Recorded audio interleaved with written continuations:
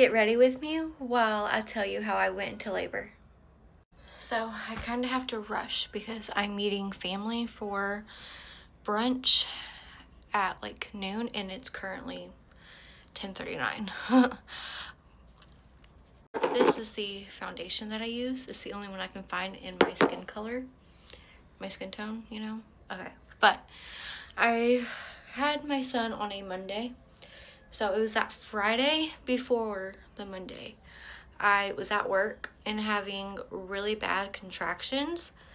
And I started timing them while I was on the bus because I worked as a bus monitor for Wayne Township in Indiana. And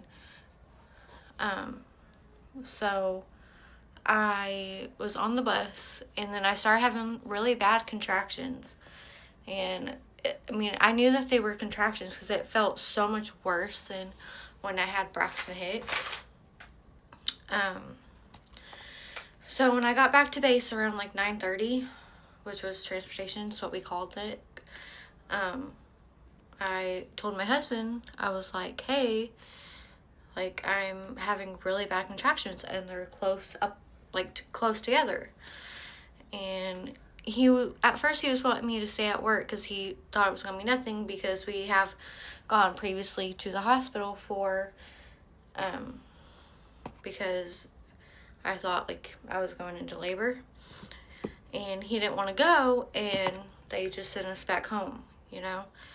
But I was like, no, like they're really close together. I think like we need to go. And his sister, because me and her worked together, told him that he needs to come pick me up because I could be into labor, even though my water didn't break. But I heard like you could be in labor and your water not break, you know? So anyway, he came to pick me up and drove me to the hospital. When we got to the hospital, they got me into the room pretty quick. They hooked me up to monitors and stuff, and they checked to see how far along I was dilated, and at that time, I was only like 1 centimeter. But they said my contractions were close together, but they kept me like for 4 hours and nothing's changed. Like I haven't dilated anymore, so they sent me home. And then Saturday came along. It wasn't as bad, you know, but they were still there, but we just stayed home just in case. But like nothing really happened. And then that night, because we were both supposed to go to work that Monday. But for dinner, I had a tuna sandwich, and I know you're not supposed to have that while you're pregnant, but like I was craving it, so I got it from Subway. And everything was fine, and then but my contractions started getting super bad, and like throughout the night, like I took a bath to try to calm them down. I drank some stuff and nothing helped. I thought like it was just gonna roll over like they normally do, but no, I could not sleep. And then at like 3 in the morning, I went downstairs because I couldn't sleep. And then at like 3 in the morning, I went to the bathroom, and then when I stood up from the toilet, blood was coming down my leg. So I was like, that's not fucking normal.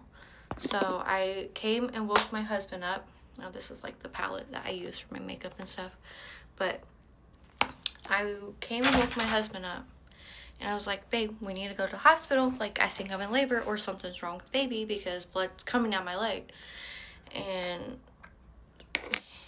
so he got up.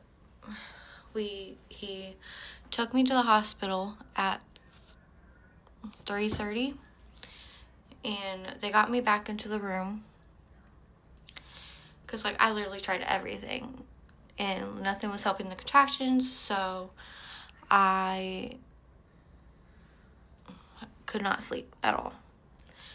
And So the blood was coming down my leg. He drove me to the hospital after I woke him up. And he was like, you know, they're probably going to send you home. I was like, okay, but blood coming down my leg is not fucking normal. This is the eyeshadow I use. I got it from TikTok shop. I love it. And so anyway, he took me to, so they got me back into the room. And they were monitoring my contractions. And they checked me and I was like 1.5 centimeters dilated. And then, but they decided to keep me because my contractions were so close together. And then they checked me again to see if I dilated anymore before they took me back into the delivery room. And when the guy checked me, I was at like a 4. And then we got back into the room, back into the delivery room. They gave me the epidural, which it helped the contractions, but not too much because they wanted me to feel it a little bit so I know like when to push. But the peanut ball that they gave, I popped my leg on it and it helped the contractions a lot, honestly. But they checked like an hour later, I was at like a 7. And they told my husband like he would have time to go down to the cafeteria to get food and stuff. And my husband called my mom and my dad to let them know like I was in labor and that they were keeping me. And my water ended up breaking because on its own, like my body did its own thing on its own. They didn't have to do anything. But my water ended up breaking.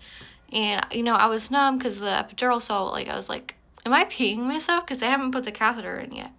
And she checked and was like, no, your water broke. And so they checked me again. When he came up with the food, he was about to eat. And I was at, like, a 9. And at that point, my mom and my dad were already at the hospital in the room with me. And I kept, like, throwing up. Like, I threw up the entire time I was in labor. Like, it was a fucking mess. And, you know, when you're pregnant, like, you can't help you throw up. So, like, it just comes out before you can get to anything.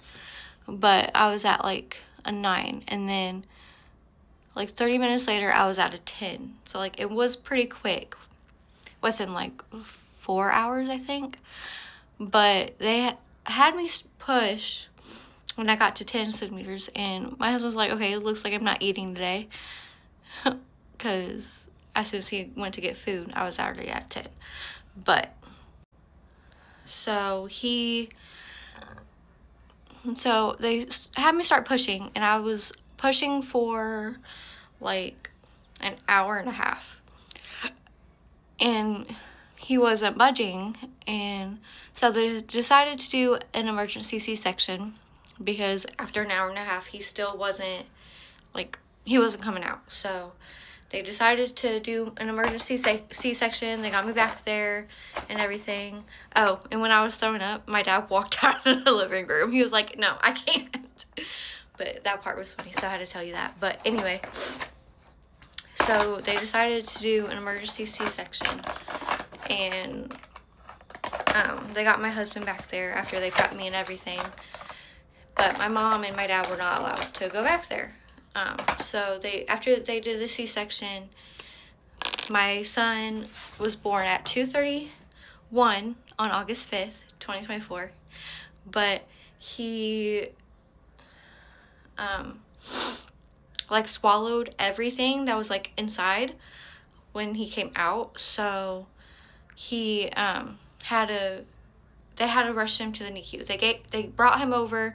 Me and my husband both got to see him, and I got to give him a kiss and tell him I love him. And then they had to take him to the NICU to, yeah. Okay, I'm going to have to do a part 2 because I'm running out of time.